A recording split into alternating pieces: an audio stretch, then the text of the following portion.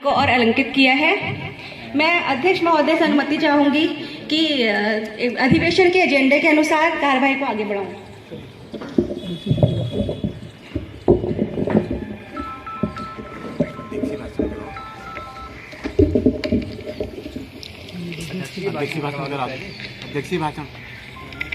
अध्यक्षीय भाषण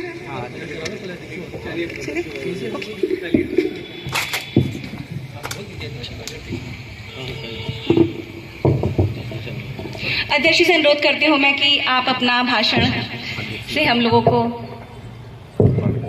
मैं बैठे बैठे पढ़ लूँगा आपको। बिल्कुल बिल्कुल दिक्कत तो नहीं होगी। आवाज आ रही सबको?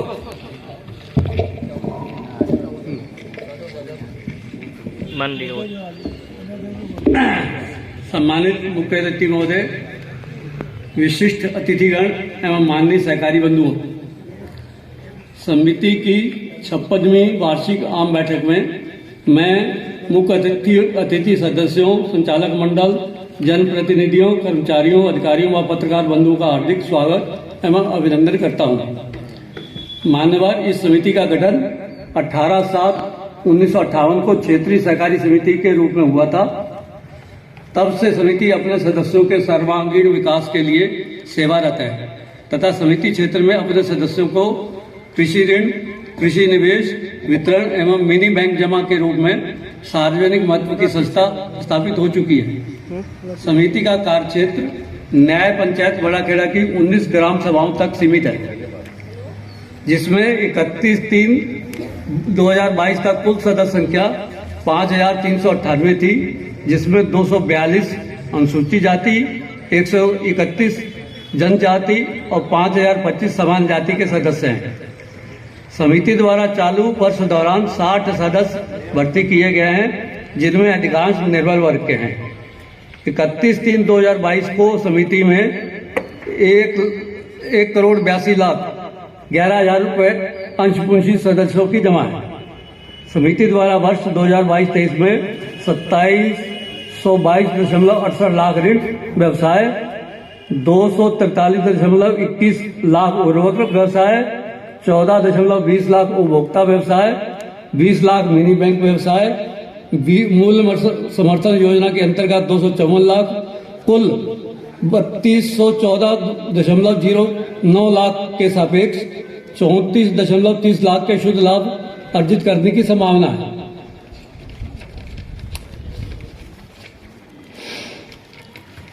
गत वर्ष समिति की ऋण अदायगी न होने एवं ऋण वितरण का लक्ष्य पूरा न होने के कारण समिति की आर्थिक स्थिति कमजोर रही।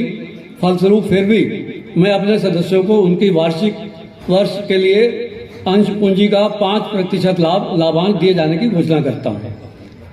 समिति के क्षेत्र के अंतर्गत 2 ग्रामीण बचत केंद्र, 3 उर्वरक केंद्र, 1 उपभोक्ता केंद्र कार्य कर रहे हैं, जिन पर समिति सदस्यों को उर्वरक, बायोजाम, जिंक, उपभोक्ता वस्तुएं एवं अल्प बचत समिति अपने सदस्यों को 3 लाख रुपए तक 7% तथा बकाया होने पर सदस्यों से 2% पैनल ब्याज भी लिया जाता है। अतः मेरा समिति के समस्त सदस्यों से अनुरोध है कि अपने ऋण का भुगतान समय अवधि के अंदर करके अपनी एवं समिति के वित्त पोषण में सहयोग करें। इसके अलावा समिति अपने ऋणी सदस्यों का भारत सरकार द्वारा लागू राष्ट्रीय कृषि बीमा योजना के अंतर्गत स्वेच्छा से फसली बीमा भी करा रही है। अंत में मैं समिति के सभी सम्मानित सदस्यों, कृषकों, जनप्रतिनिधियों एवं विभागीय अधिकारियों का आभार प्रकट करता हूं, जिनके सहयोग एवं मार्गदर्शन से संस्था प्रगति के पथ पर अग्रसर है। धन्यवाद। गया तथा सदन द्वारा सर्वसम्मति से पुष्टि की गई।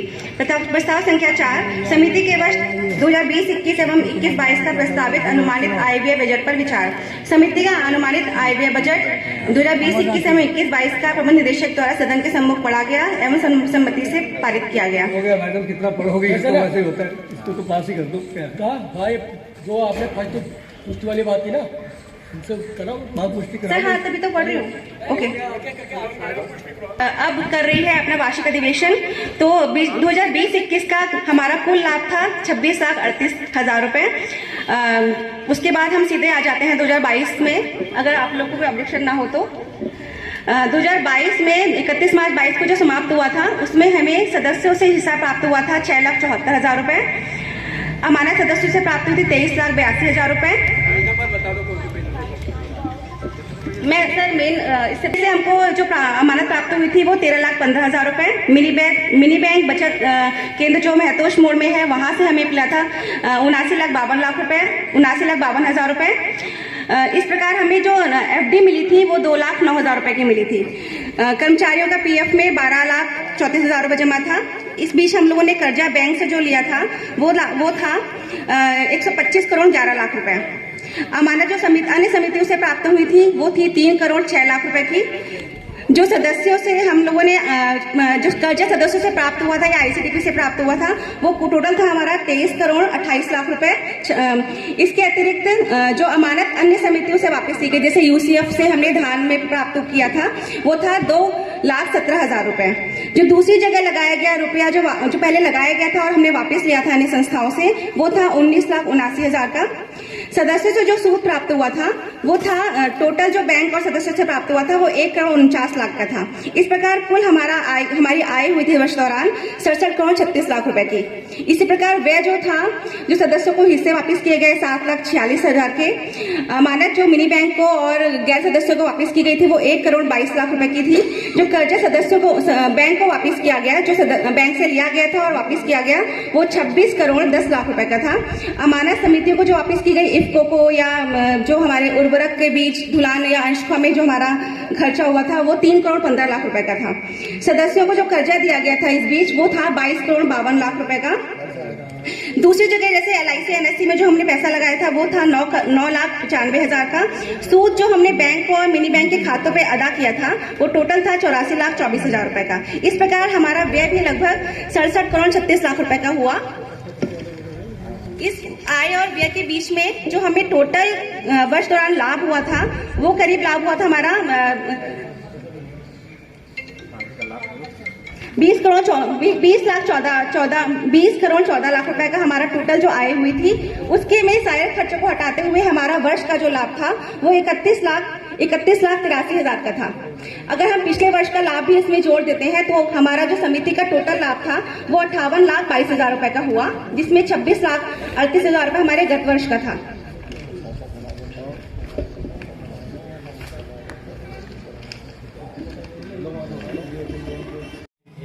हाँ,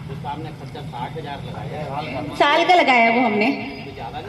ऐसा है ना, देखिए संचालक मंडल के सदस्य जो हमारा शासन से हमें प्रावधान किए गए हैं, जितने भी संचालक मंडल यहाँ पर आएंगे उनको मीटिंग के लिए 200 रुपए पर मीटिंग का भत्ता मिलता है। 200 रुपए। अब वो 3 महीने में अगर बोर्ड के मेंबर हमारी समिति में आएंगे तो कुछ तो स्वागत में भी हम लोग। किसानों की आपने मीटिंग रखी है, किसानों की मीटिंग के लिए कितना खर्चा निकाला है या रखा है? सर हमने 70,000 रुपए रखा है। हाँ, लेकिन हम जैसे हमने लास्ट ईयर भी हमने 80,000 रुपए के करीब रखा था, लेकिन हम पूरा खर्च नहीं किया था, हमने सिर्फ 55,000 खर्च किया था। इस बार भी हमने 17,000 का प्रावधान किया है, लेकिन जहाँ तक हमारा प्रयास है कम से कम में हमारा काम निपट जाएगा। अच्छी बात है। हमारा कहने का मतलब संचालकों का आप ध्यान रखते हैं तो किसानों का भी थोड़ा बिल्कुल सर, बिल्कुल सर।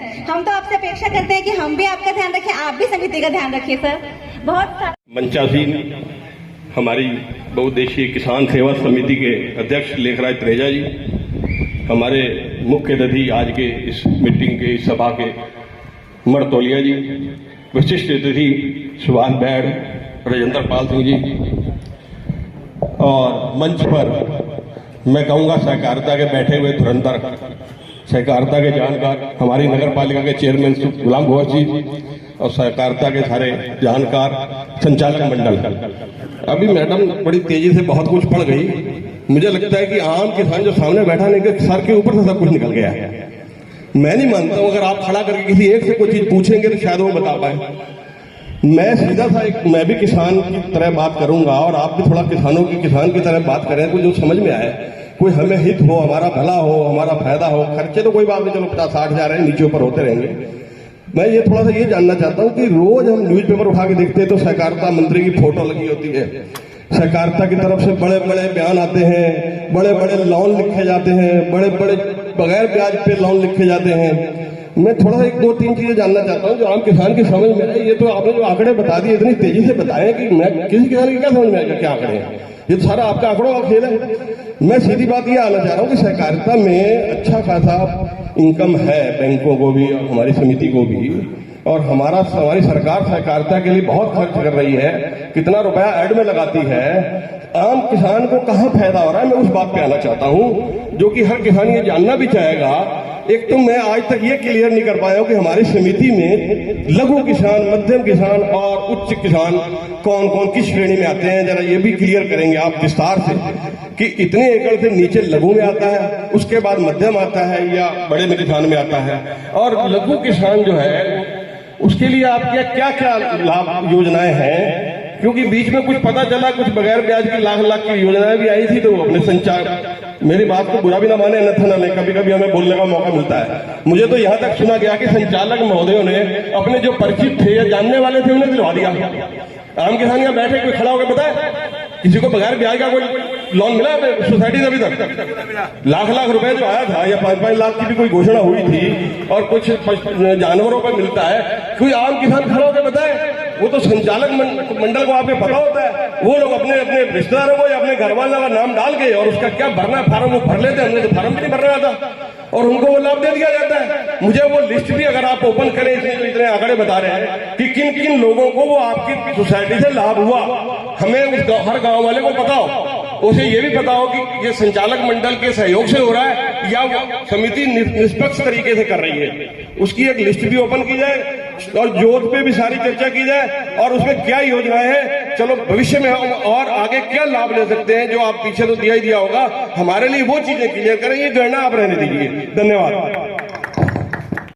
पहले तो धन की बात आप बता रहे हैं, जो 2.5 एकड़ तक का जो काश्तकार है, पंडित दीनदयाल उपाध्याय योजना में उसको 1 लाख तक का ऋण बिना ब्याज के मिलता है।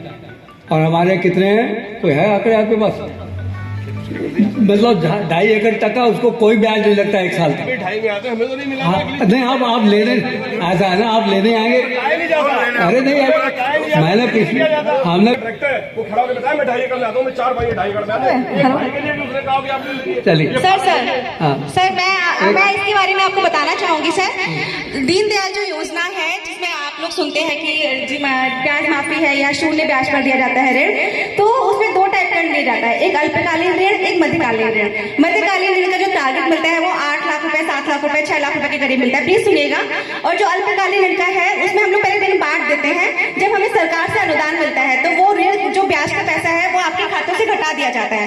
अगर आप चाहें तो किसी भी टाइम समिति में आकर उसको स्वेच्छा से देख सकते हैं कि वो घटाया गया है या नहीं घटाया गया है। वो ब्याज जो आपने 1 लाख रुपए बांटा है, बिल्कुल बिल्कुल सर, आपको मिल जाएगी। कितने देखो। हाँ, अरे मिल जाएगी भैया, लिस्ट मिल जाएगी। सर अभी तो हमारा संचालक मंडल या हमारा जो डायरेक्टर अपने क्षेत्र में क्या जाकर बताता है कि हमारे ये योजना आई हुई है, आप इसका लाभ लीजिए। आज तक कोई खड़ा होकर बताया, किसी डायरेक्टर ने कहा, किसी को आज तक कोई किसान को खड़ा होकर बताया, किसी ने अपने क्षेत्र में कहा कि हमारे जो रिश्तेदारों को दे देते हैं, जो वहाँ का डायरेक्टर होता है ना, वो पहले अपने रिश्तेदारों को आगे करना, किसी को पता नहीं होता कि अरे नहीं है, वो लिस्ट देख लो, ऐसा कहीं नहीं है, ऐसा हमारे यहाँ नहीं हुआ। जहाँ तक मेरी जानकारी है। जी सर, जी सर। अच्छा विजय जी, एक बात बताओ विजय जी, आप ये बताओ कि डायरेक्टर को किसने बनाया? आपने चुन के भेजा है ना? वो बना दिया तो हमारा ही थोड़ी खून पिएंगे। तो फिर यार ये तो आप अपना सोचो कि अगली बार ऐसा डायरेक्टर बना जो आपको सूचना दे। ये तो हटने वाला है। अगर हमने बना दिया तो ये हम अब सजा बोलते।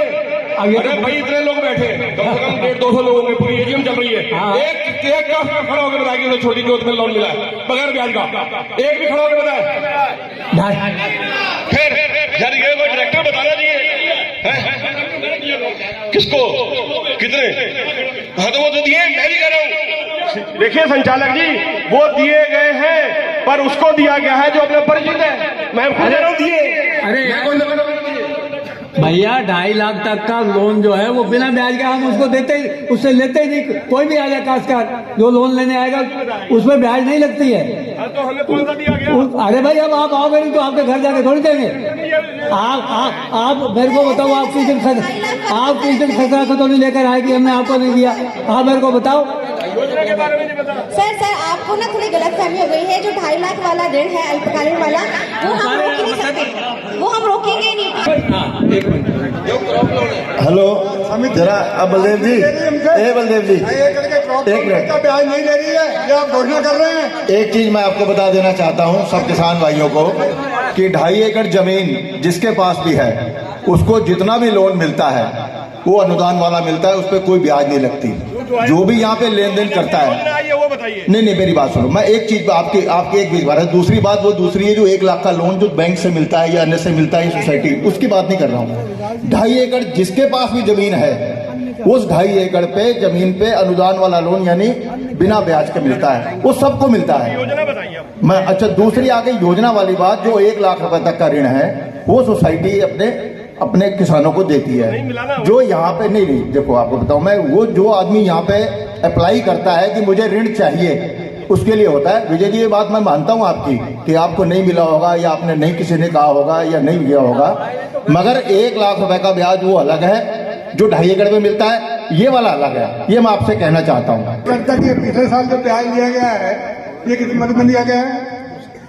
उसका जो अचानक हर 3 महीने की लिस्ट जाती है सरकार को, तो जब साल 1.5 साल बाद सरकार से पैसा आता है तब आपके खातों में जमा होता है। ये सरकार की योजना ही ऐसी है, तो हम क्या कर सकते हैं? वो तो ब्याज जमा हो जाता है। हाँ सर, वो खातों में जमा चाहे तो आप देख भी सकते हैं खाते तो ब्याज आता है देर से, तो खाते में सोसाइटी के खाते में नहीं रहता है, उसके खाते में चला जाता है। उसको नहीं रोक सकते। चलिए और अन्य में अच्छा ये हैं पर व्यय लगे हुए सारे के सारे। अन्य व्यय क्या होता है? अरे यार बताओ भैया। नहीं 92 लाख में 10 लाख वो लगे हुए, ब्याज सब लगे हुए, 70 लाख लिखा कर्मचारी वेतन, बाकी 12 लाख का आएगा।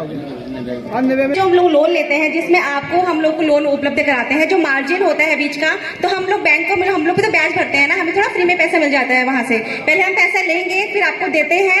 मान लीजिए 5% पे हमें ब्याज बैंक ने दिया और हम आपको 7% पे दे रहे हैं, तो जो 2% हम आपसे ज्यादा लेते हैं वही तो हमारा लाभ है। हमको तो 5% बैंक को देना है ना। इसके अतिरिक्त सर अगर समिति में कोई कर्मचारी रिटायर हो रहा है या कुछ है तो उसके भी तो ग्रेचुटी वगैरह या कुछ भी ये उसमें जाता है, कैसा सब चीजों का है वो में रखना आप पड़ता है। कोई भी आके कभी भी आके सोसाइटी का खाता चेक कर सकते हो। हमारे यहाँ ऐसा कोई एक गदरपुर है, ये एडीसी साहब बैठे हैं, गदरपुर समिति का रिकॉर्ड इससे बढ़िया कहीं नहीं हो सकता।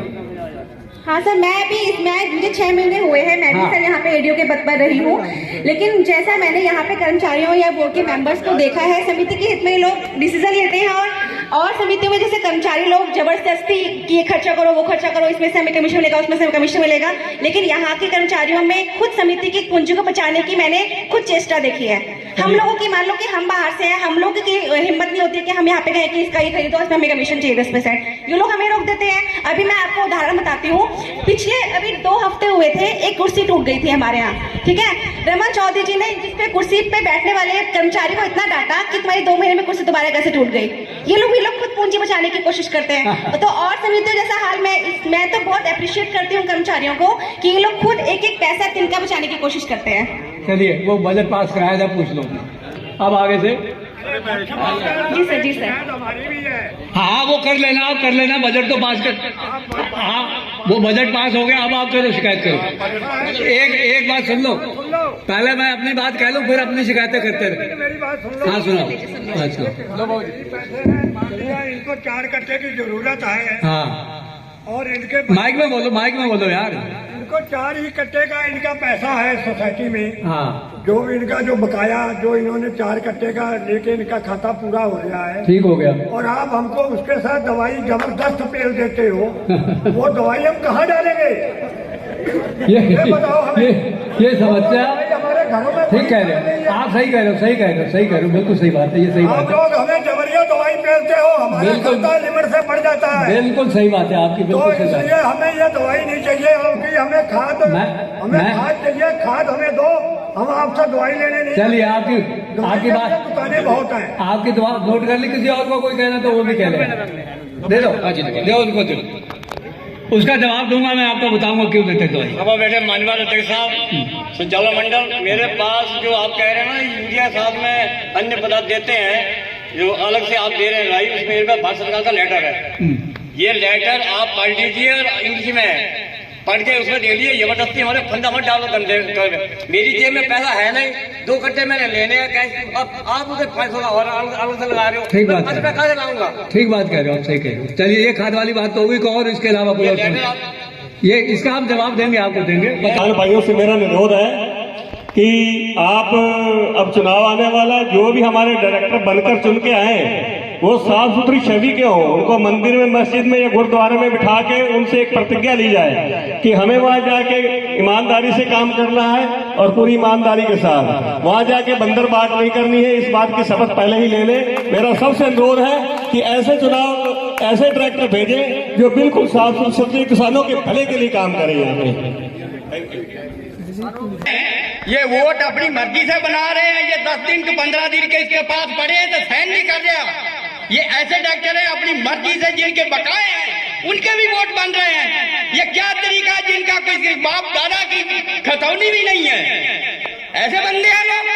हमारा लड़का 10 दिन चक्कर लगा के फिर इसने साइन करे और 100-150 वोट बनवा लिया इसने।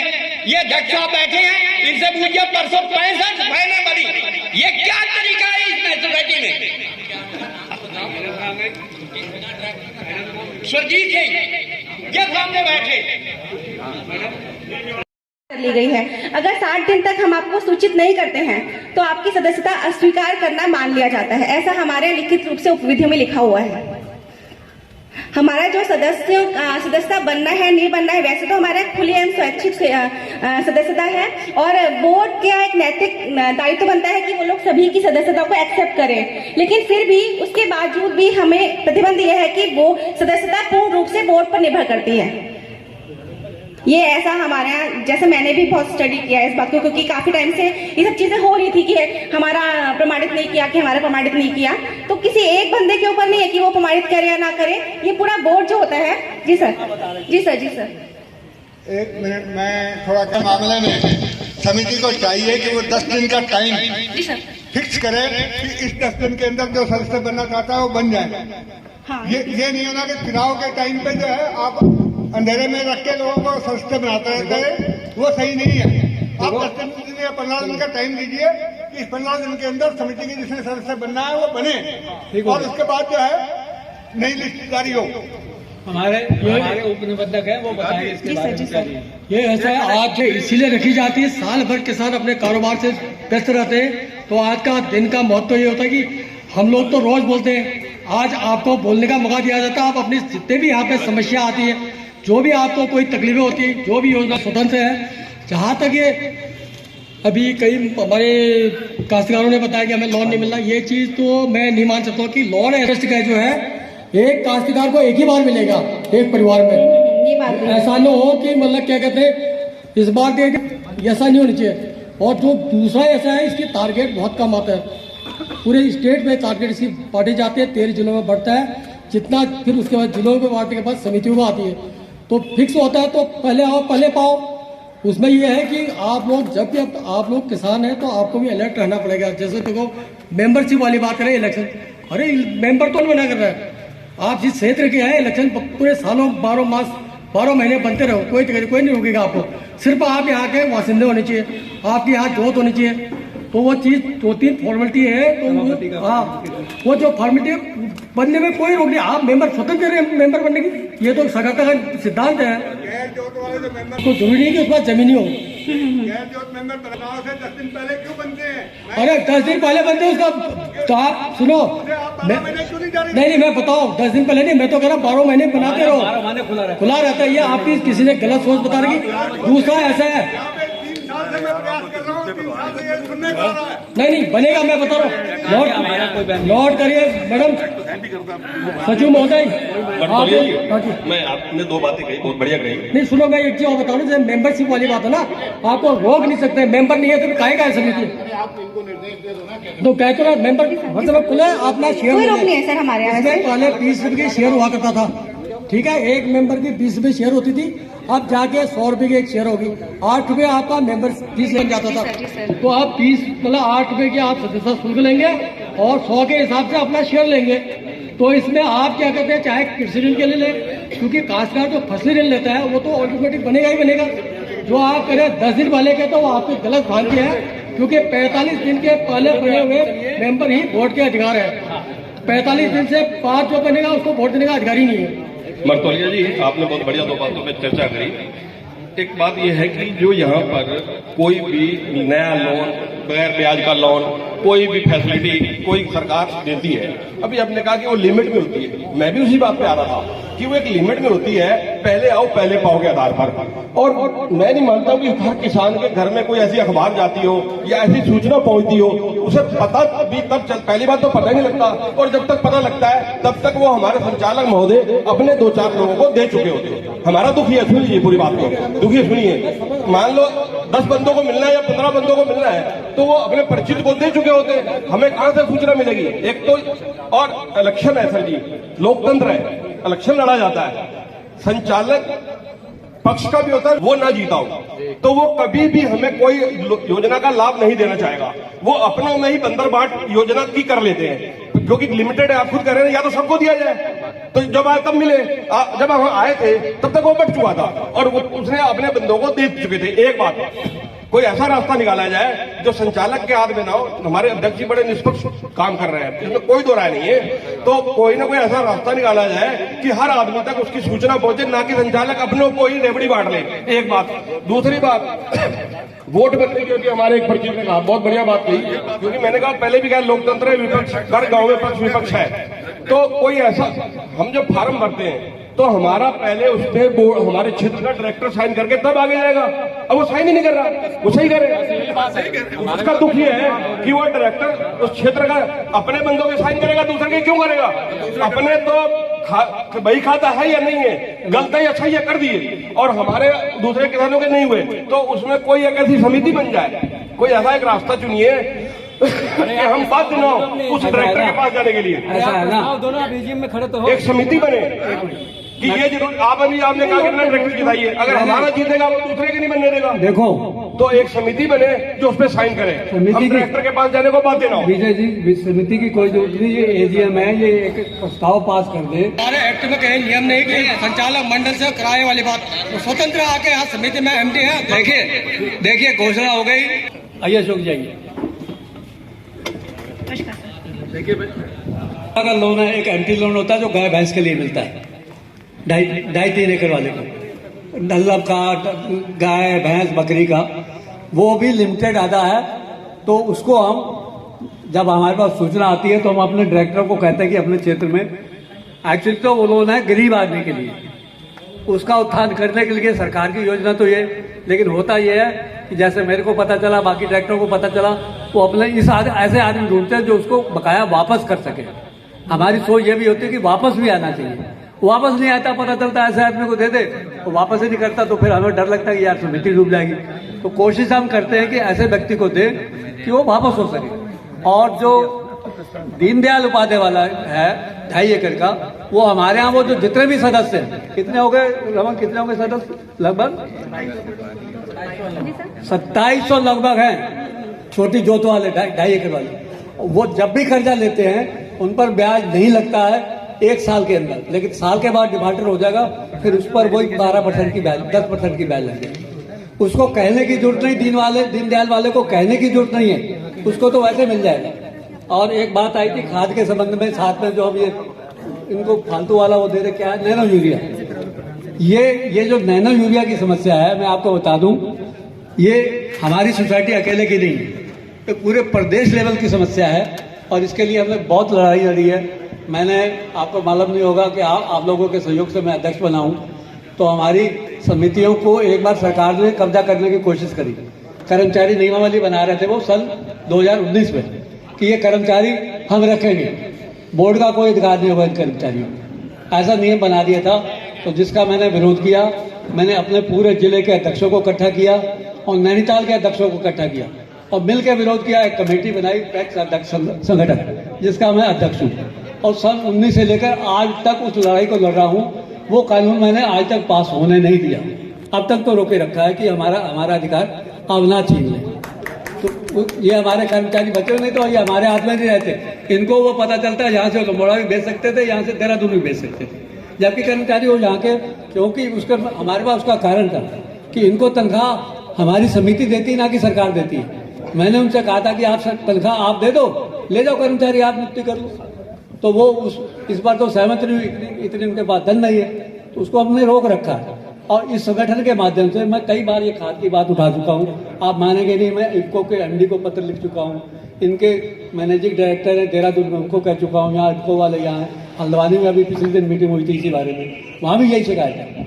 लेकिन उनका ये कहना है कि हमारे आने वाले इसको डालने का हम तरीका नहीं समझ पा रहे हैं। एक्चुअली सरकार ने जो ये बनाया है, बड़े बड़े वैज्ञानिकों ने मिलकर बनाया है और उसका तरीका बताया कि इस तरीके से करोगे तो वो जो यूरिया वाला काम है वो ये करेगी, लेकिन हमें पता नहीं है। हम तो ले जाते हैं, हमारे अभी पिछले दिनों प्रदर्शनी थी, उसका दा दिया उन्होंने, हमारे लिए तो पानी हम तो गिरा देते हैं, लेकिन उसका तरीका अभी मैं सुभाष जी से कहूँगा, आपको बता देंगे कि वो कैसे यूज करने पर होता है। और हम जब इफ्को से खाद मांगते हैं, इफ्को वाले 200 कट्टे में खाद देते हैं और पता चला 10 डिब्बे उसके भेज देते हैं हमारे साथ, तो कह रहे हैं उसके बिना आपको खाद नहीं मिलेगी। और एक हमारी स्थिति नहीं है, ये पूरे जिले में स्थिति है। अगर आपको इफ्को की खाद लेनी है तो वो आपको लेना ही पड़ेगा, चाहे हम आपको दें या हम समिति के बट्टे घाटे में डाल दें। बट्टे घाटे में डाल देंगे तब भी आपका नुकसान है। और अगर हम आपको थोड़ा थोड़ा करके कोई 10 कट्टे लेता है तो उसको निपटा दें, ऐसा नहीं है कि 2 कट्टे वाले को कह दे तुम ले जाओ, वो मैंने मना कर दिया। ऐसा नहीं है, जो 8-10 कट्टे लेता है तो उसको 2 या 3 वो उसके डिब्बे दिए जाएंगे। और सदस्यता के संबंध में हो चुका है, आज के बाद कोई भी सदस्य बन सकता है, ये चुनाव का टाइम है, हर आदमी बनना चाहता है। लेकिन मैं आपको एक बात और बताना चाहता हूँ, हमारी समिति का जो बजट पड़ा ना मैडम ने, तो हम लोग बड़ी चालाकी से काम करते हैं।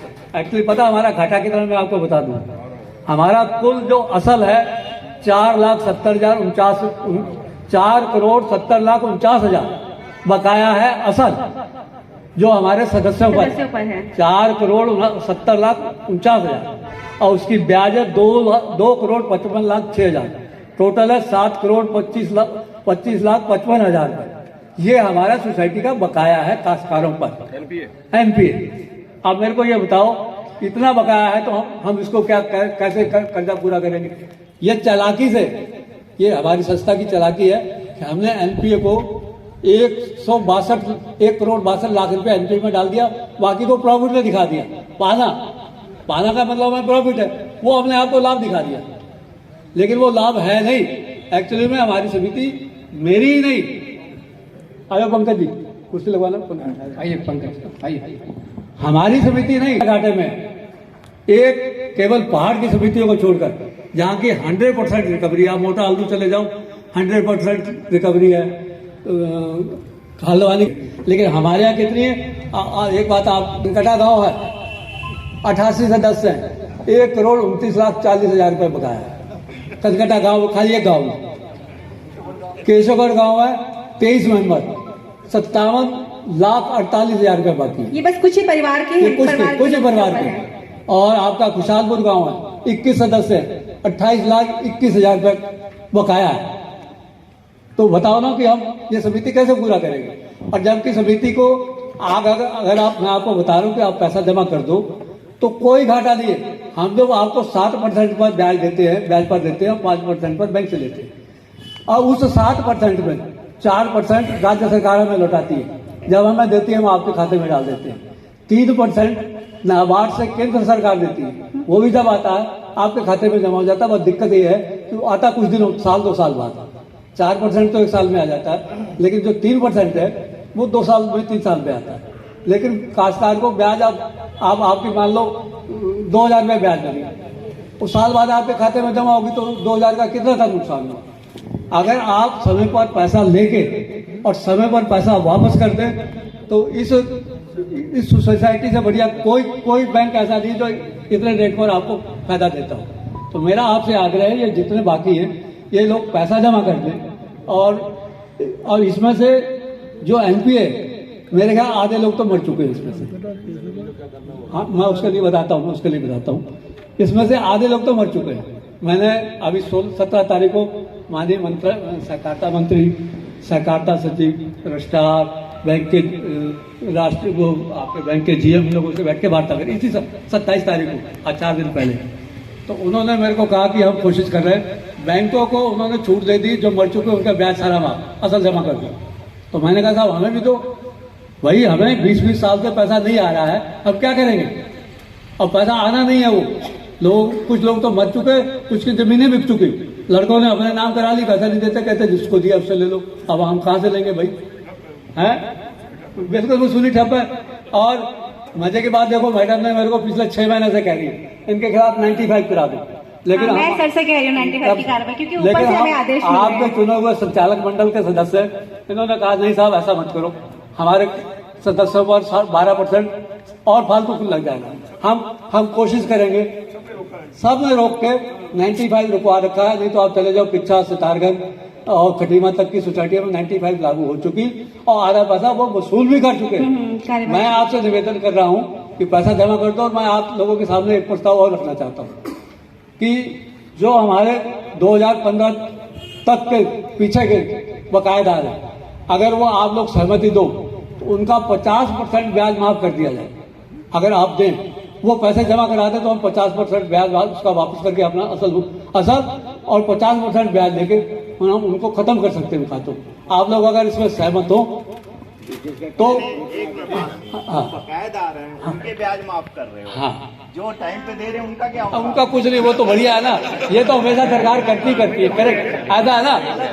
नहीं, मेरी बात सुनो, मैं आपकी बात से सहमत हूँ, लेकिन मेरे पास जो लिस्ट है सन 90 से लेकर अब तक की बकाया है। और जो मर चुके हैं उनका कोई देनदार नहीं है, कुछ की जमीनें बिक गई, तो मेरे को ये बता दो हम क्या करें हैं? मैं एक बात सुनो, एक बात, ये आप सबको बेईमान कर रहे हो। नहीं बेईमान नहीं करते, ऐसा देखिए सरकारें भी करती है, सरकारें भी करती है और बैंक को दे रहा है, बैंक कर ही रहा है। और ये सुभाष जी बैंक के अध्यक्ष हैं, इनसे पूछो, 2 साल से उन्होंने दे रखा, सब बैंक घाटे में थे। इस समय उत्तराखंड का कोई भी बैंक घाटे में नहीं, ब्याज छोड़ने के बाद, असल पैसा आने के बाद। अगर ये हमारे 7 करोड़ रुपए में 4 करोड़ 70 लाख रुपए, अगर मेरा 4 करोड़ पैसा वसूल हो गया ब्याज छोड़ के, आप ये मानो कि हम बैंक के ब्याज से बच जाएंगे। सोसाइटी का पैसा तो आएगा 50% माफ कर दो। तो बात हो रही है, मेरी बात सुन लो, मेरी जो परसों बात हुई है योजना कर रहे हैं, हम कोशिश करेंगे कि जो आपका पैसा डूबेगा उस पर भी हम कंपनसेशन देंगे। हो सकता है इससे ज्यादा दे दें, 85%। हम 50% की आपसे वादा कर दें, वो आएगा 80% आएगा, तो 30% आपके खाते में जो जमा करेगा उसको दे दिया जाएगा। अब उसके मैं खाते करते दिखा दिया 31 मार्च के बाद पूरा कंप्यूटराइज हो जाएगा। ये जो सिस्टम है ना एनपीए का वाला, खत्म हो जाएगा। हम नहीं दिखा पाएंगे, फिर आप घाटे में जाएंगे, तो फिर आप क्या करेंगे? मैं चाहता हूँ उस घाटे साल को आपकी जिम्मेदारी पड़ जाएगी। आपने अगर एजे में पास करा दिया, मैंने कहा मैं भुगतूंगा साहब, मेरा अगर मेरी एजे मेरे को पास आदेश कर देगी तो मैं कर दूंगा। मैं इसलिए आपसे कहता हूँ कि सब सहमति करो तो मैं करने को तैयार हूँ। ठीक है, जोर से कहो ना यार, फिर हाथ करेगा। ठीक ठीक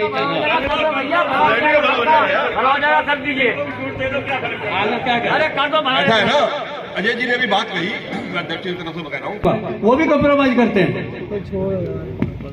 आप किसी को 5% का दिया, थोड़ा बढ़ा दीजिए।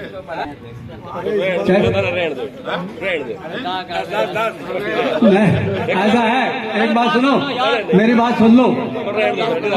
मैं आपकी बात से सहमत हूँ, मेरी बात सुन लो।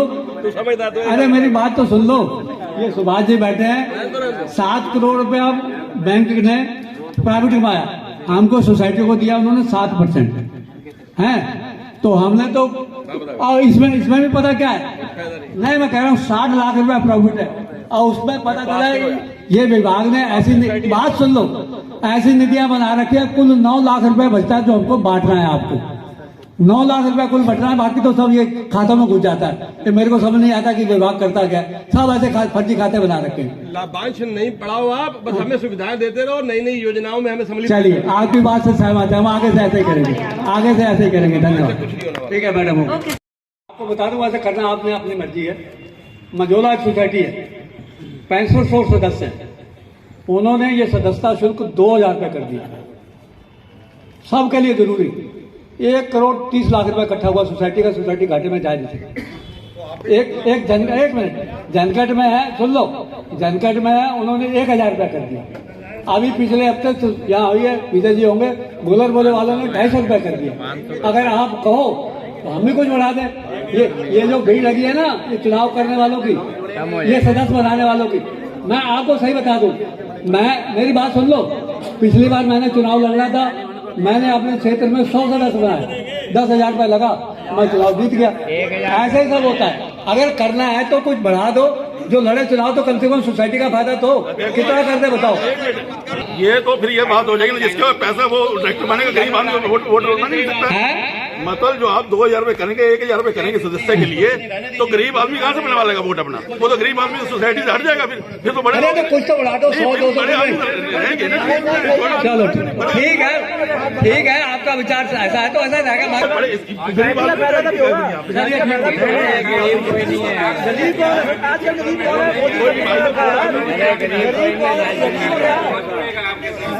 सब जुड़ेंगे यार।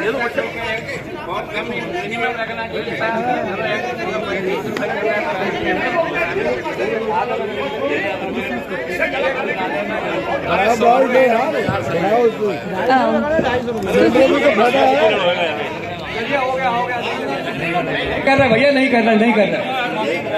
एक मैं आप लोगों के सामने एक 200-250 तो होना ही चाहिए, 250 तो होना ही चाहिए। बहुउद्देशीय किसान समिति गदरपुर के सम्मानित अध्यक्ष लेखराज कनेजा जी, मेरी आवाज आ रही है ना पीछे तक? इस बैठक के मुख्य अतिथि के रूप में उपस्थित उप निबंधक साहब, सम्मानित मंच, आदरणीय अंशधारी भाइयों, इस क्षेत्र के सम्मानित किसानों, पत्रकार बंधु उपस्थित हैं। इनको चौथा स्तंभ लोकतंत्र का कहा जाता है। जब लोग चौथे स्तंभ की बात करते हैं, हम नेता लोग खूब करते हैं, जब भाषण देते हैं ना, तो लोकतंत्र का चौथा स्तंभ, कोई 3 स्तंभ की बात नहीं करता। आपने भी सुना होगा कभी, 3 स्तंभ की बात अक्सर लोग भूल जाते हैं। जवाहरलाल नेहरू जी ने, जो पहले प्रधानमंत्री हिंदुस्तान के थे, उन्होंने जो 4 स्तंभ लोकतंत्र के बताए थे, उसमें पहला सहकारिता था, जिसकी बैठक में आज आप बैठे हैं साथियों। दूसरा पंचायत, तीसरा स्कूल और चौथा जिनको हम हमेशा याद करते हैं। आज सहकारिता की इस बैठक में, ये हिंदुस्तान में सहकारिता का आंदोलन 1904 से शुरू हुआ, जब पहला सहकारिता का अधिनियम बना, और 1905 में पहली समिति बनी। आज 8 लाख से ज्यादा समितियां हैं, सहकारी समितियां हिंदुस्तान में। इस सहकारिता आंदोलन ने जिस तरह से हिंदुस्तान को आगे बढ़ाया, यहाँ विकास का रास्ता प्रशस्त किया। जब विजय बोल रहे थे और करनैल सिंह जी ने मुझे लाके ये चिट्ठी दी, तो मुझको ये एहसास हो रहा था कि वाकई यहाँ की समिति सहकारिता जिस भावना से आगे बढ़ रहा है, या सहकारिता के जो तत्व हैं हिंदुस्तान में, आवश्यक है। बात करनैल सिंह जी ने किया, जिन्होंने ये लिख रखा है कि जो खाद बेची जाएगी, इसके साथ कोई टैगिंग नहीं होगी, कोई जबरदस्ती नहीं कर सकता। और लेखराज जी बता रहे थे कि इस टैगिंग को लेके शासन, प्रशासन, AR, पता नहीं कौन कौन इन पे दबाव बनाते रहते हैं। ठीक है, तो वो वास्तविकता तो यह है कि ये सहकारिता की मूल भावना के अनुरूप नहीं है। शासन प्रशासन का इस सहकारी समिति पर या किसी भी सहकारी समिति पर अतिक्रमण या उनका इंटरफेरेंस, ये कतई करना है। जो मूल भावना थी, जो 3 तत्व थे, उसमें एक महत्वपूर्ण बात थी कि आर्थिक मामलों में सामाजिकता और नैतिकता देखी जाएगी। ये नैतिकता देखी जा रही है क्या?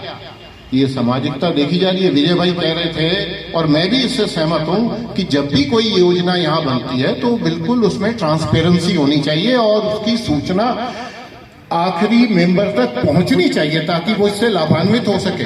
यही नहीं, एक बात और होनी चाहिए, अगर मुझे योजना का लाभ इस वर्ष मिल गया, और जैसा ही हमारे AR साहब ने बताया कि उसमें टारगेट बहुत कम होते हैं, आप सिर्फ एक क्षेत्र से 10 लोगों को लाभ दे सकते हो, तो उसमें ऐसी व्यवस्था होनी चाहिए कि जिन 10 लोगों को इस वर्ष मिल गया, उन 10 लोगों को उस वर्ष नहीं मिलेगा, दूसरों को मिलेगा। इस तरह की परिस्थितियां बननी चाहिए, ट्रांसपेरेंसी होनी चाहिए।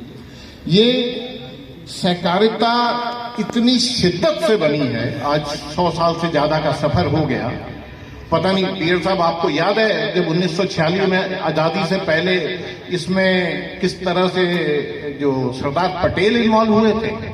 अमूल का नाम आप सब लोग जानते हो, जो उपलब्धि अमूल ने पूरी दुनिया में प्राप्त की है, ये अमूल कहां से आया? ये सहकारिता की भावना से आया। 1946 में बॉम्बे मिल्क स्कीम बनी, बॉम्बे सरकार ने बनाई। बॉम्बे सरकार ने बॉम्बे मिल्क स्कीम बनाई और 400-450 किलोमीटर दूर से गुजरात से दूध जाया करता था, और दूध की किसानों को कुछ नहीं मिलता था। आज जो बिचौली और ये सब लोग उसको लूट लिया करते थे। वहां 2 गांव के किसान थे मात्र आनंद में, जो इकट्ठे हुए, जिन्होंने अपनी ये परेशानी समझी और उन्होंने अपने एक साथी के साथ सरदार पटेल साहब के पास पहुंच गए। सरदार पटेल ने, याद है आपको, मोरारजी देसाई को भेजा गुजरात। मोरारजी देसाई हिंदुस्तान के प्रधानमंत्री बने बाद में, वो गुजरात गए। उन्होंने उन किसानों को ऑर्गेनाइज करा और उनसे यह आश्वासन लिया कि क्या तुम कुछ दुख दर्द झेलने को तैयार हो, हमको आंदोलन करना पड़ेगा। उन सब ने मिलकर आंदोलन किया कि हम अपनी एक कोऑपरेटिव सोसाइटी बनाएंगे और उसके माध्यम से जो इसका लाभ बिचौलिए कमा रहे हैं हम खुद कमाएंगे। हम खुद उस दूध को जिले लेवल पे पैस्चराइज करके बॉम्बे मिल्क स्कीम को देंगे, ऐसे नहीं जाने देंगे। उनकी बात इस मिल्क स्कीम ने अंततः क्या हुआ कि 15 दिन के लिए दूध का जो उत्पादन था, एक अंग्रेज होता था बॉम्बे मिल्क स्कीम का जो भी कमिश्नर था, वो बकायदा आनंद आया। खेड़ा जिला बोलते थे गुजरात का, वो जहां आनंद था, आनंद गांव है। अब आनंद तो शायद अपने आप में एक जिला है। उसने, अंग्रेज ने वहां देखा, समझा और उनकी हर बात मानी। वहां से उस दुग्ध संघ की शुरुआत हुई और आज दुनिया में अमूल बिकता है। आपको पढ़े लिखे लोग बैठे हैं, जो आनंद में एक इरमा नाम का इंस्टीट्यूट है जहां से लोग MBA करके आते हैं और उनको बगैर, ऐसी भी व्यवस्था है कि बगैर फीस लिए वहां, वो एक प्रेस्टीजियस इंस्टीट्यूट है हिंदुस्तान का, कि वो जब पढ़ के आते हैं ना अध्यक्ष जी वहां से, तो उनके साथ क्या किया जाता है कि उनको ऐसी आप संस्थाओं में काम करते हैं, जो डेयरी, जो कोऑपरेटिव से जुड़ी संस्थाएं हैं, 5 वर्ष तक वो वहां काम करते हैं। ये उनका बॉन्ड होता है। ये कोऑपरेटिव एक सपना था। जब पहला पंचवर्षीय योजना बनी थी हिंदुस्तान की, तो उसमें सहकारिता एक महत्वपूर्ण अंग था और उस सहकारिता के साथ ही ये विकास हुआ है। आप देखोगे, वर्तमान के लोग देखोगे हैं कि ये शरद पवार नहीं होते अगर कोऑपरेटिव नहीं होती। कोऑपरेटिव से ही लोग आगे बढ़े हैं। और इस कोऑपरेटिव की भावना को समझते हुए मुझे जो कष्ट है आप लोगों की बात सुन के, कि सरकार और प्रशासन का इतना इन्वॉल्वमेंट क्यों होता है, इसकी भावना ये है कि हम लोग इकट्ठे हों और हम आपस में अपना प्रबंधन करें और प्रबंधन में प्रजातांत्रिक व्यवस्था हो। क्या ये प्रजातांत्रिक व्यवस्था है? अभी ये बैठे अशोक जी और मोहन पानू जी, कोऑपरेटिव बैंक से वो टिफिन बांटे हैं रोटी वाले। मैंने अशोक जी के बड़े भाई को फोन करके पूछा, फोटो भेज के, कि ये टिफिन कितने का है? उन्होंने कहा 550 का। मैंने मिक्के से नंबर लेके GM को फोन किया, कितने का खरीदा आपने?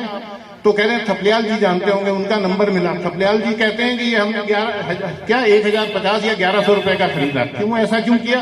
कि जी हमारे हाथ से, जब ये सुभाष थे वहां पर, ये सब कुछ, इनका बोर्ड इनकी गवर्नमेंट है, लेकिन इनके प्रबंध निदेशक मंडल से अलग हटके अब सरकार ने तय कर दिया। जैसे ये कह रहे हैं ना, मैं 2 साल से लड़ रहा था सरकार से कि कंप्यूटर लगा दो, कर्मचारी हमारे हाथ में दे दो, ये सब दे दो।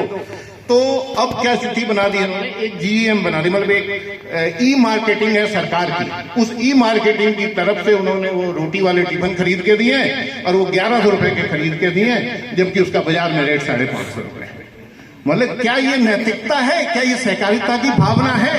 क्या ये नैतिकता जो सहकारिता चाहती थी कि इनके आर्थिक उद्देश्यों में नैतिकता और सामाजिकता हो, ये हो रही है क्या? अब इसके खिलाफ मैं आप सबकी तरफ से बधाई देना चाहता हूं इनको। इनका स्वास्थ्य खराब होते हुए भी इन्होंने जिस तरह से रजिस्ट किया है प्रशासन की इन्वॉल्वमेंट को और यहाँ घुसने को और अपनी मंशा, जैसे कहते हैं कि अपने एजेंडे को इस समितियों पर लागू करने को इन्होंने रजिस्ट किया कि 2 साल तक ये लड़ते रहे। एक बारी ताली बजा के जरा इनका धन्यवाद करता हूं। मेरे को ये जब कभी भी स्वास्थ्य खराब था तो ये अक्सर WhatsApp पे सबको भेज देते थे अगर इसी तरह की भावना के साथ ये कोऑपरेटिव में या सहकारिता में जो लोग एक्टिव हैं, अगर अपने दायित्वों का निर्वहन करेंगे तो स्वाभाविक है कि सरकार इस तरह से हस्तक्षेप नहीं कर पाएगी जैसे वो कर रही है, और ये गलत कर रही है, ये नहीं होना चाहिए। तो मुझे बताया इन्होंने कि हमारे छोटे भाई अरविंद पांडे जी विधायक यहाँ मुख्य अतिथि के रूप में आने वाले थे, वो नहीं आए हैं। तो यह बात तो उनके सामने होनी चाहिए थी, क्योंकि वे सरकार में मंत्री रह चुके हैं और उनकी हैसियत है, और अपनी हैसियत के माध्यम से, अपनी पहुंच के माध्यम से जरा सहकारिता मंत्री को बताते कि क्षेत्र के यहाँ अंशधारी भाइयों की या किसानों की भावनाएं क्या हैं। ये भावनाएं उन तक पहुंचनी चाहिए। लोकतंत्र है, हमारी भावनाओं के अनुरूप काम होना चाहिए, ये जबरदस्ती नहीं होनी चाहिए। मैं मोहन भाई कोई आरोप नहीं लगा रहा हूं, लेकिन सच्चाई ये है डीआर साहब कि जब आप ऐसी बैठकों में फीडबैक मिलता है, आप उस फीडबैक के माध्यम से करेक्टिव एक्शन ले सकते हो, चीजों को सुधार सकते हो। कोई आरोप प्रत्यारोप की बात नहीं है। अब बताइए मुझे, जरा जांच करा लेना, ये क्या इस तरह से लूट होगी क्या है कि 1100 का टिफिन 550 में खरीदा, 550 का टिफिन 1100 में खरीदा जाएगा। दीनदयाल उपाध्याय का लाभ भी तो माफ हो रहा है सर। दीनदयाल उपाध्याय योजना में लाभ भी तो माफ कर रही है वो अभी तो सरकार। वहां तक बात तो आने दो। वहां योजनाएं हैं, जो सरकारी योजनाएं हैं, उनका बहुत शिद्दत से जब कार्यान्वयन होता है उनका, और होता क्या है कि जैसे बताया कि हमारे पास टारगेट है, हमारे पास टारगेट बहुत कम है। योजना सरकार की तो नहीं है, तो सरकार का रिश्वत खाएगी। सरकार तो अरे छोड़ो, कोई बात नहीं, ये तो इन भावनाओं के साथ ही तो सहकारिता आगे बढ़ता है। ये अगर थोड़ा बहुत विरोधाभास नहीं होगा तो ये पता कैसे लगेगा कि यहाँ पक्ष भी है और विपक्ष भी है। तो आप सबका बहुत बहुत धन्यवाद, इतना समय आपने दिया। और अब निदेशक मंडल इस सेवा सहकारी समिति का मेरे ख्याल अपने 5 वर्ष पूर्ण कर चुका है। आपने जो अद्भुत कार्य किया है, आप सबका बहुत बहुत धन्यवाद, बहुत बहुत शुभकामनाएं हमारी तरफ से अध्यक्ष जी को, निदेशक मंडल को और तमाम अंशधारियों को। अब पुनः जब अगली एजीएम होगी तो स्वाभाविक है एक नए निदेशक मंडल के साथ आप सब लोग मिलेंगे, तो हम उम्मीद करते हैं कि ये सहकारिता की भावना के साथ इस सोसाइटी में इसी तरह से चीजें आगे बढ़ती रहेंगी। अब अध्यक्ष जी कह रहे हैं कि बकाया जमा करा दो। निश्चित रूप से जिस तरह से अध्यक्ष जी ने अपना प्रॉफिट एंड लॉस, लाभ हानि को बताया है, सुना है, समझा है, उसमें तो बात तो ये स्पष्ट है कि इस सोसाइटी की कितना ही लाभ बढ़ जाता अगर ये एनपीए और ये जो हमारा बैकलॉग है ये क्लियर हो जाता। ये आ जाना चाहिए, और ये अगर पैसा आ जाएगा तो हर सदस्य का लाभ होता हुआ। बहुत बहुत धन्यवाद आप सबका। किसान सेवा सहकारी समिति के सालाना एजीएम में आए हुए मुख्य अतिथि, कृपया शांत रहे, कृपया संचालक मंडल और समिति के सदस्यगण, उत्तराखंड के किसानों में सहकारिता का महत्वपूर्ण योगदान रहा है। जिस तरीके से हमारे बड़े भाई साहब राजेंद्र पाल जी ने बताया, इतनी जानकारी तो खैर मुझे नहीं है जितनी उनको है सहकारिता के बारे में, लेकिन जो भी कुछ बताया उनसे सीखा है मैंने काफी, 12 साल, लगभग 12.5 साल। तो उसी को लेकर मैं थोड़ा बहुत उनके सामने बोल लेता हूँ। प्रदेश की अर्थव्यवस्था को सुदृढ़, आदान प्रदान करने तथा सामाजिक जीवन में जनतांत्रिक मूल्यों, मान्यताओं एवं परंपराओं को विकसित करने का सहकारिता ही सशक्त सर्वोत्तम माध्यम है। भारत सरकार व राज्य सरकार द्वारा किसानों की आय वर्ष 2022 तक दुगनी की जाने के उद्देश्य से एवं सतत विकास लक्ष्य संकेतक को प्राप्त करने हेतु राज्य में कृषि उत्पादन में वृद्धि एवं विपणन आदि की सुविधाएं प्रदान की जा रही हैं। ये तो सहकारिता के कुछ नियम हैं। हमारे अध्यक्ष जी मेरे ख्याल से दूसरी बार लेखराज तनेजा जी हैं, जिन्होंने सहकारिता पिछली बार भी बहुत अच्छे तरीके से चलाई और इस बार भी शायद बहुत अच्छे तरीके से चलाई। मैं अध्यक्ष जी से कहना चाहता हूं कि जो अध्यक्ष पद होता है वो शायद कांटों का ताज ही होता है। हर कोई, पहले तो ये कहा जाता था कि कांटों का ताज है, लेकिन अब मुझे लग रहा है कि ये छुरियों का ताज हो गया है। हर कोई ये चाहता है कि किसी भी तरीके से अध्यक्ष को निचोड़ लें या उसका जहां तक खून है ऊपर से लेकर नीचे तक कहीं ना कहीं निचोड़ लें। ऐसे परिस्थिति में काम करना और ऐसी परिस्थिति में आगे बढ़ना, ये हमारे अध्यक्ष जी के लिए मैं खुद एक बार ताली बजा के इनका स्वागत करना चाहूंगा कि हमारे अध्यक्ष जी ने इतना बढ़िया 5 साल निकाले और शायद हम उम्मीद करते हैं कि अगले एजीएम में भी अध्यक्ष जी बैठे।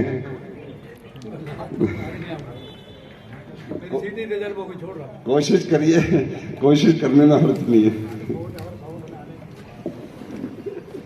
सहकारिता के उद्देश्य सहकारिता आंदोलन को जन जन तक पहुंचाना।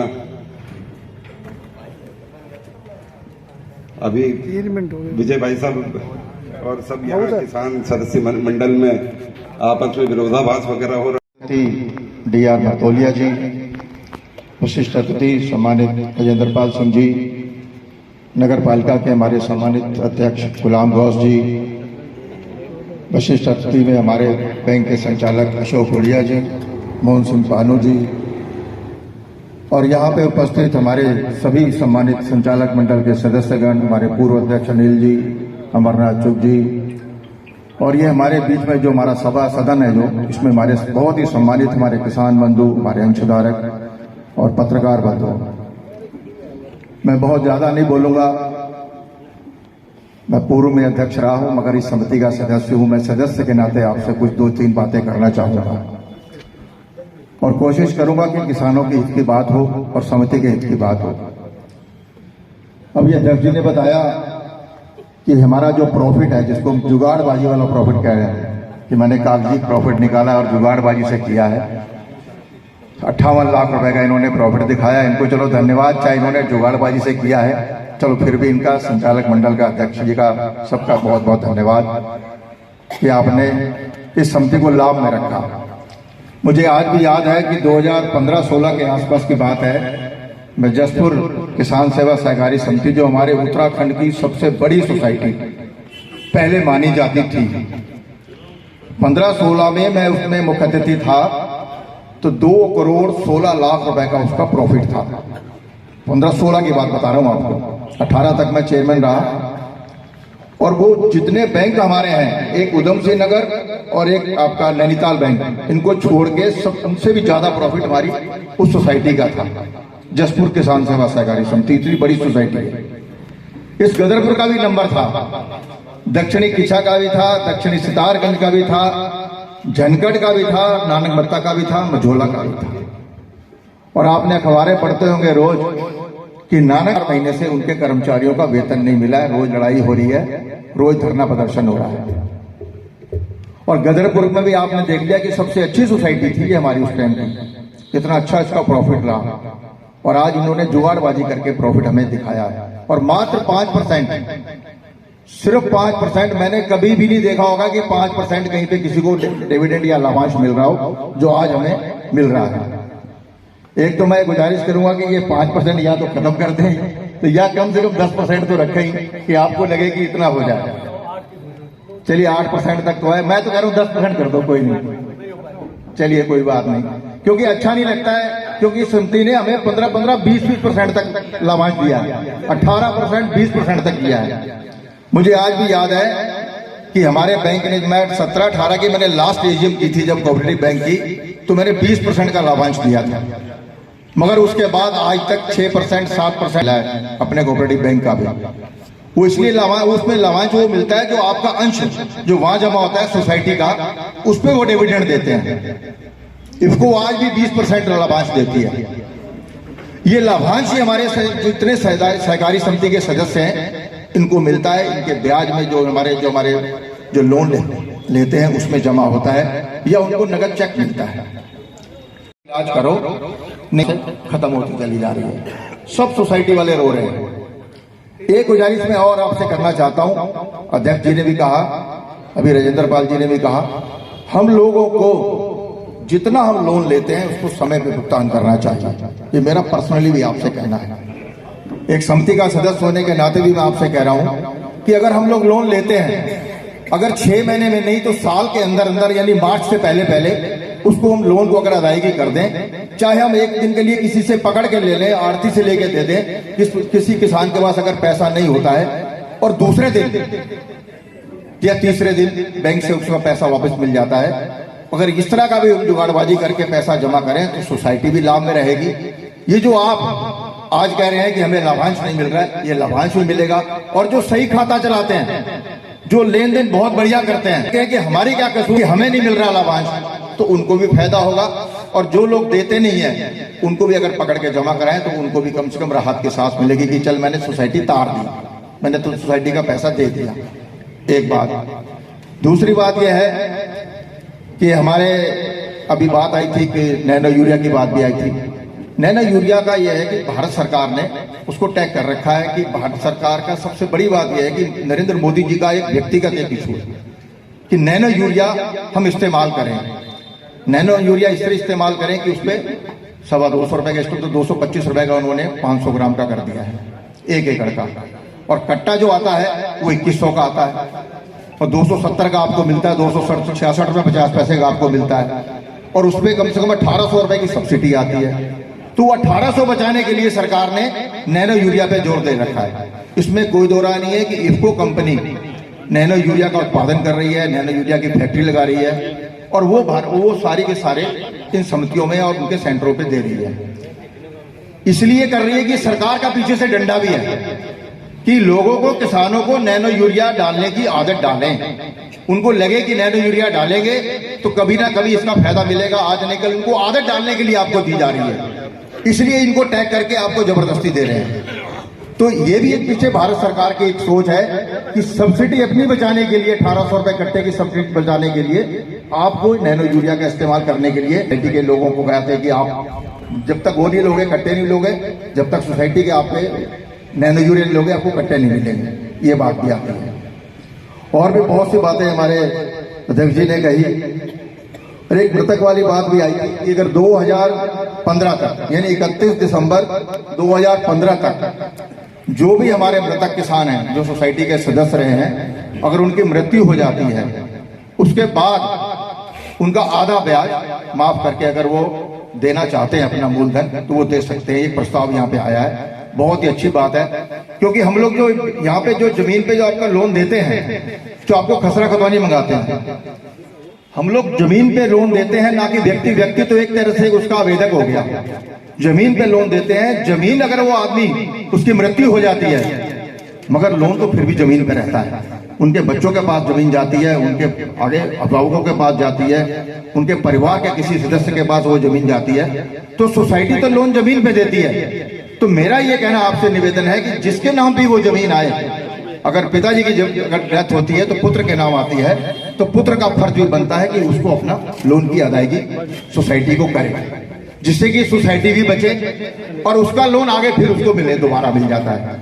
मगर हम लोग ये नहीं सोचते, हम ये कहते हैं कि मरने वाला मर गया और वो तो वही जाके देगा, ऐसा नहीं है। जो हम लोन लेते हैं वो जमीन पे मिलता है। हम चाहते हैं कि जमीन जिसके नाम आए उस आदमी को उसका फर्ज बनता है इसका लोन अदा करने का। अगर ये लोन अदा होता रहेगा और सोसाइटी चलती रहेगी, प्रॉफिट भी आती रहेगी, तो जो मंच पे बैठे हैं हमारे इधर के लोग हैं जो डायरेक्टर बनते हैं और जो चेयरमैन बनते हैं, ये भी आते रहेंगे। और अगर ये घाटे पे रहेगी तो इधर भी कोई नहीं रहेगा, ये लाइन भी साफ हो जाएगी, क्योंकि बचेगा ही कुछ नहीं सोसाइटी में। हर आदमी कहेगा इसमें घाटे की सोसाइटी, इसमें चुनाव लड़के क्या करना है, इसमें चेयरमैन बन के क्या करना है। तो मेरा ये कहना है कि अगर ये सोसाइटी अगर आपने बचानी है और आपने अपनी सोसाइटी मान के चलना है, क्योंकि मैं ये भी देख रहा हूँ कि हर वर्ष की तरह इस बार भीड़ भी कम है, लोग कम आए हैं। पहले लोग बहुत आते थे, ये मंच यहाँ पीछे बनता था और यहाँ पैर रखने की जगह नहीं मिलती थी, यहाँ कुर्सियां भरी होती थी। इसका कारण ये भी है कि लोगों का कहीं ना कहीं इसके अंदर रुचि कम होती जा रही है। मैं चाहता हूँ ये सहकारिता बची रहे, ये समिति बची रहे और हमारे बहुत ही सम्मानित सदस्य इसमें अच्छा लेन देन करें, जिससे कि इनको लाभ मिले और ये मंच भी सजा रहे, आप लोगों को फिर दोबारा बुलाते रहें, इसी तरह मिष्ठान वितरण होता रहे। आपका बहुत बहुत धन्यवाद अध्यक्ष जी, आपका भी बहुत बहुत धन्यवाद। जय हिंद, जय भारत, जय सहकारिता। उप निबंधक सहकारिता मंच पर उपस्थित किसान सेवा सहकारी समिति के सम्मानित अध्यक्ष लेखराज तनेजा जी, डिस्ट्रिक्ट कोऑपरेटिव बैंक के पूर्व अध्यक्ष सुभाष बहड़ जी, हमारे इस क्षेत्र के सम्मानित नेता राजेंद्र पाल सिंह जी, कोऑपरेटिव बैंक में मेरे साथी मोहन सिंह पानू जी और मंच पर उपस्थित इस समिति के सम्मानित डायरेक्टरगण और सामने मेरे बैठे इस क्षेत्र के दूर दूर से आए किसान बंधु, इस समिति के सदस्यगण, पत्रकार बंधुओं, अभी मैं एक बहुत अच्छी, पहले तो मैं एक धन्यवाद करना चाहूंगा इस समिति के सम्मानित अध्यक्ष लेखराज तनेजा जी का। वास्तविकता है ये कि इतना स्वास्थ्य खराब होते हुए भी पिछला उनका ये दूसरा कार्यकाल है यहाँ पर और इस सहकारिता को बचाने के लिए जूझ रहे हैं, इतनी मेहनत कर रहे हैं। अभी राजेंद्र पाल सिंह जी ने बताया सहकारिता के मूल उद्देश्य को। अब भाई हम तो परिचित है नहीं सहकारिता का मूल उद्देश्य क्या है। मैं तो बड़ी सरल भाषा में और सीधी सी बात कहता हूं कि जब से ये उत्तराखंड बना आज 20-22 साल हो गए, नैनीताल से अलग होकर ये जिला बना और Udham Singh Nagar district cooperative bank भी अलग होकर बना। सुभाष जी इसके चेयरमैन बने, लगातार 4-5 कार्यकाल उन्होंने बिताए। बड़ी सरल भाषा में और बड़ी कड़वी बात कहूं, जो मेरा अनुभव है व्यक्तिगत, वो ये है जो मूल भावना थी जो राजेंद्र पाल सिंह जी ने बताई, वो मूल भावना थी सहकारिता में, वो खत्म हो गई। अब क्या भावना है? जिसकी सरकार उसकी सहकारिता। अब ये इस भावना को लेकर सारी सरकारें चल रही हैं। बात बड़ी कड़वी है क्योंकि सरकार हमारी है, कहना मुझको नहीं चाहिए, लेकिन मेरा 20 साल का जो अनुभव है मैं यही देख रहा हूं। बहुत कड़वा अनुभव है और बड़ा कटु सत्य मैंने बोल दिया।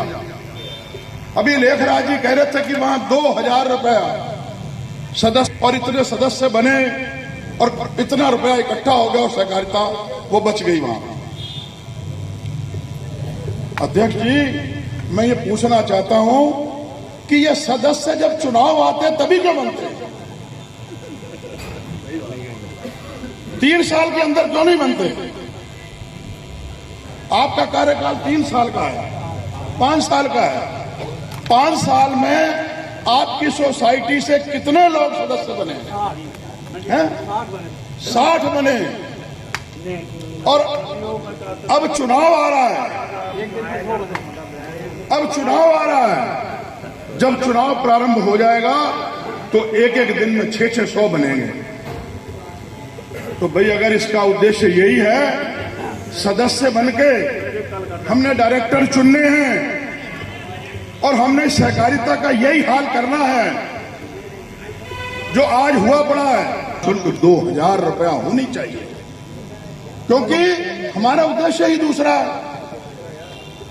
हमने चुनाव लड़के डायरेक्टर बनना है, उसके बाद अध्यक्ष चुनना है, ऊपर तक जाना है, सारी चीजें देखनी है। हमने किसानों का हित तो देखना नहीं, इस सहकारिता के अंदर सदस्यों का हित नहीं देखना। लेखराज जी, वास्तव में आप बहुत मेहनत कर रहे हैं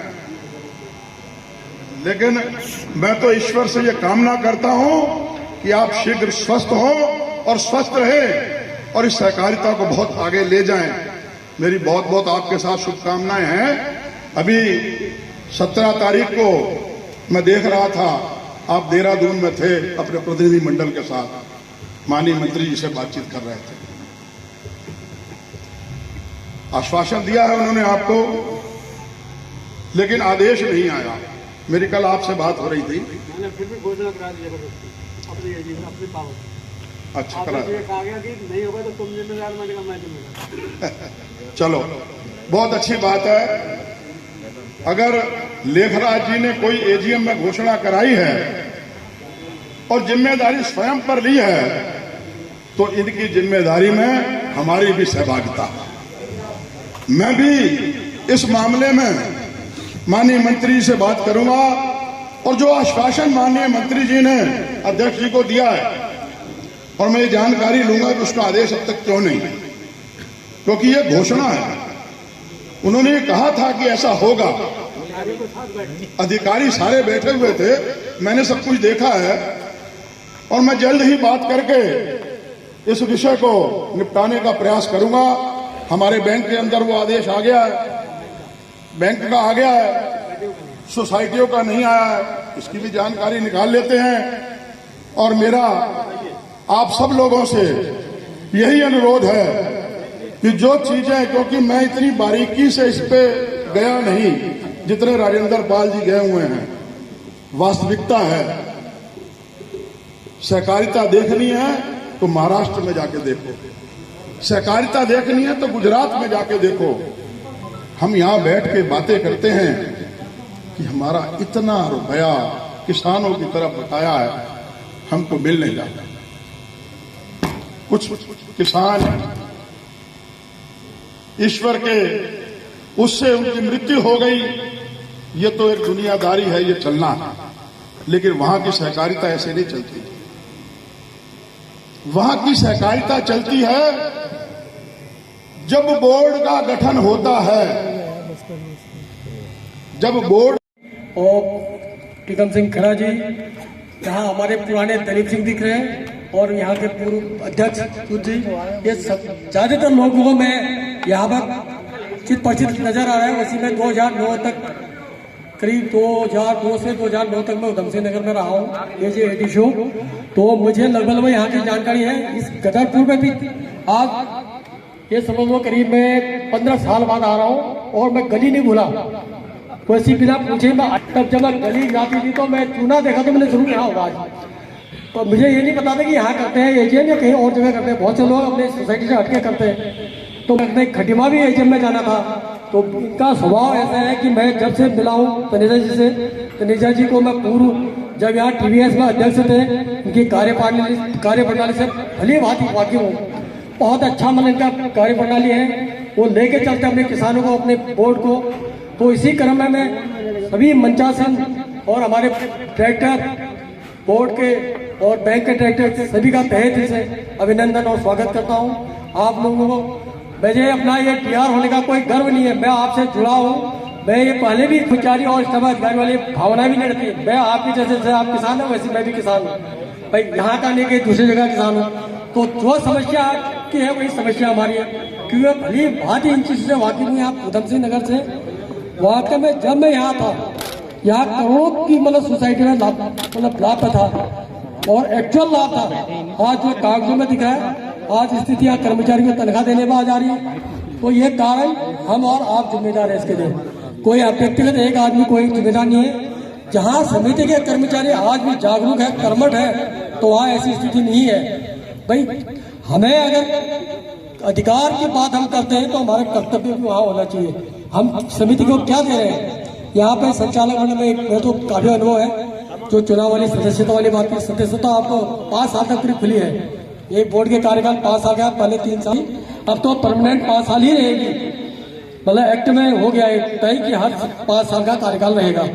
तो इसलिए आप किसी ने जो आपने व्यवस्था समिति ने बनाई हुई है कि सदस्य डायरेक्टर बोर्ड से कराए, ये कराए, ये तो भाई स्वतंत्र है, इसके सिद्धांत है। सीधे सीधे सहकारिता को तो मैं यही जानता हूँ कि हम सब एक के लिए, एक सब के लिए है, ठीक है नहीं। यहाँ पर शेयर आपका 10 शेयर हो, 20 शेयर हो, 100 शेयर हो सकता है, लेकिन वोट देने का एक ही है। चाहे 100 शेयर वाले भी एक ही वोट देगा और 1 शेयर वाले भी एक ही वोट देगा।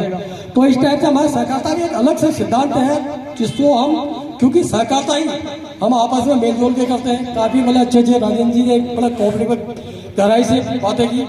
कोऑपरेटिव को कोई नहीं जान पाएगा, ये तो एक आंदोलन है। आप जितनी इसकी चर्चा करोगे, जितनी जानकारी लेंगे, उतनी गहराई जाते रहोगे। क्योंकि कोऑपरेटिव जब आप लोग आए होंगे, आप दिलीप सिंह जब तो शुरू में आया होगा समिति में, ये सहकारिता है कह सुना होगा यार, आज जाती कल जाती, लेकिन आज तक गए हुए नहीं देखा मैंने। क्योंकि सहकारिता असल में अड़ग है, इसकी ग्राफ अभी तक नहीं गिरा सहकारिता की, चाहे किसी समय से चला तो 1904 से लेके। तो सहकारिता अपने में एक विश्वास है, सहकारिता में लोग विश्वास करते हैं। जैसे इफ्को की खाद के बारे में विश्वास होता है, इफ्को की खाद अगर वहीं पे तिरबो का चलता है, अन्य प्राइवेट कंपनियां चलाती हैं, इफ्को की खाद लेने के लिए आंख बंद करके लेते हैं। तो कारण ये है विश्वास। इसी प्रकार के हमारी संस्थाओं में भी विश्वास काश्तकारों का है। तो मैं चाहूंगा कि हमारे जो कर्मचारी हैं ये विश्वास को बिल्कुल अडिग बनाए रखें, क्योंकि इसी काश्तकार भी आप यही के कर्मचारी भी यही के। अधिकतर जैसे आज बातें आए कि मतलब योजनाओं के बारे में जानकारी नहीं होती, मैं चाहूंगा कि हमारे कर्मचारी अधिक से अधिक प्रचार प्रसार करें योजनाओं में, हर काश्तकार को इसका लाभ मिले, कोई भी लाभ से वंचित न रहे। तो हमारा भी दायित्व है कि लोगों को सुविधाएं दें। भाई जैसे मतलब क्या कहते हैं, पहले आओ पहले पाओ के साथ साथ कभी कभी क्या होता है, ट्रांसपेरेंटी का बहुत चलन चलती थी पहले। अब हॉस्पिटल का क्या होगा, ट्रांसपेरेंटी आप लोग जाते होंगे, मेरे खाता हो रद्द बदली कर दो, ये कर दो, ये हमको खत्म करना है। आज ये बता रहा हूँ, इससे पहले मैं एक समिति की क्या कहते हैं हल्दू चौक वाले में गया था मैं, एजीएम में, वहाँ पे एनपीए पैसा नहीं, और उस दिन इतनी जनसंख्या भी नहीं थी वहाँ पे। कारण ये है कि लोग जागरूक रहना चाहिए। उसी तो उधम सिंह नगर अपने आप में जागरूक है, भले भले वैज्ञानिक सब फेल है हमारे किसानों के सामने, भले हमारे पंतगत से इधर उधर से वैज्ञानिक आते हैं, हमारे काश्तकारों को पूछते हैं, क्योंकि काश्तकार जमीन में काम करता है, उसे ज्यादा अनुभव है इस चीज का। तो इसलिए मैं चाहूंगा कि यहाँ कुछ कहना कुछ नहीं, जैसे यहाँ के कुछ कहना सूरज को दिया दिखा रहा है, क्योंकि किसान बहुत ज्यादा कर्मठ और एक्टिव है।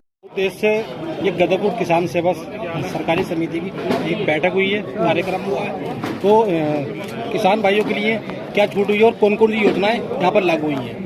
ऐसा है, हमारे यहाँ पहले से चल रही है योजना पंडित दीनदयाल उपाध्याय जो राज्य सरकार ने दे रखी है। 2.5 एकड़ तक के किसान को बिना ब्याज के 1 लाख रुपया देते हैं, कोई भी हो, 2.5 एकड़ का किसान होना चाहिए, हमारा सदस्य होना चाहिए। तो ये योजना लागू है। उसके अलावा एमटी लोन देते हैं 1 लाख तक का, जिसमें गाय भैंस बकरी पालन ऐसी चीज़ों के लिए उसकी भी छूट है। अब वो समय पर पैसा जमा कर दे तो कोई ब्याज नहीं लगती।